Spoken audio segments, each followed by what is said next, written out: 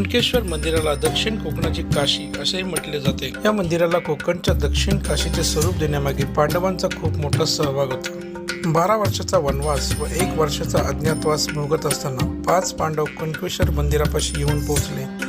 त्यांना हे मंदिर व मंदिराच्या आजूबाजूचा निसर्गरम्य परिसर पाहून काशी विश्वेश्वराचे स्मरण झाले। पांडव जेव्हा कुणकेश्वर मंदिराच्या ठिकाणी आले तेव्हा त्यांनी शंकर महादेवाला प्रसन्न करण्यासाठी मंदिरालगतच्या समुद्रात एका रात्रीत 21 शिवलिंगाची प्रतिष्ठापना केली होती।